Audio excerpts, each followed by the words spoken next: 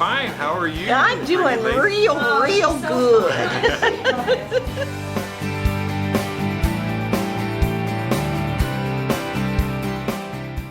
I'm definitely a survivor.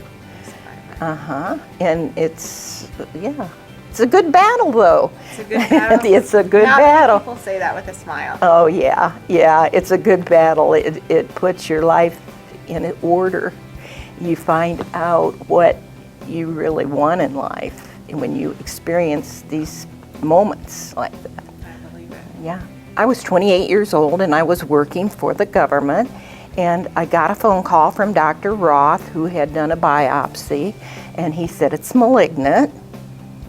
And I thought, oh, is that the good news or the bad news? I didn't remember if malignant was the good news or benign was the good news, so I didn't know which it was.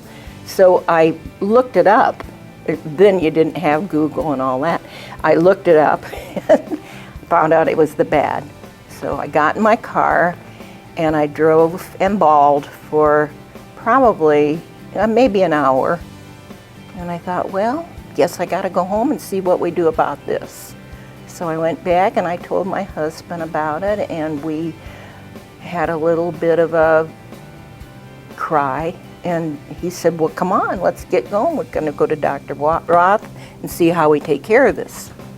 So with that support and that wonderful man that was behind me, it made everything so bearable.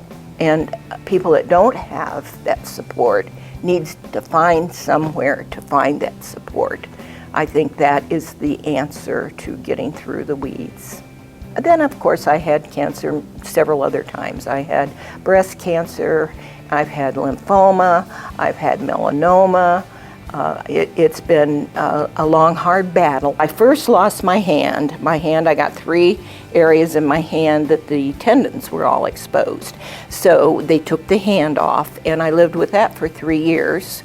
But there was still so much difficulty that I came back, and the arm became infected, and so then we decided that we needed to remove the arm. In 2006, I retired, and I decided that I really wanted to oil paint. I had been watercoloring and doing a lot of journaling and drawing and that sort of thing. So I got busy and I did a lot of bad oil paintings. Okay. Yeah, big stack of them. And somebody told me somewhere along, this is my early work, yes. You have to have 100 paintings before you're an artist. Okay. Somebody told me that. Okay. I was counting 1, 2, 3, 4, you know, I had all those. I even counted all the bad ones. Oh.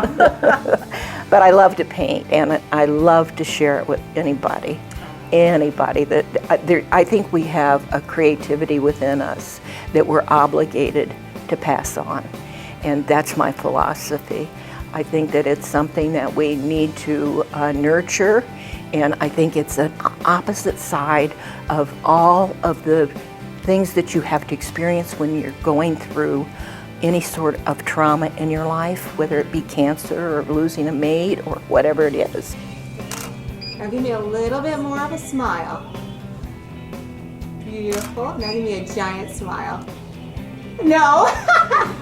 I nominated Sarah because I've always looked at her as a person that she's always up. You know, and once in a while you run across a person like that, you know, I don't care how bad things get, they always seem to be up. And I thought, oh, I wish I could be that way. So you volunteer.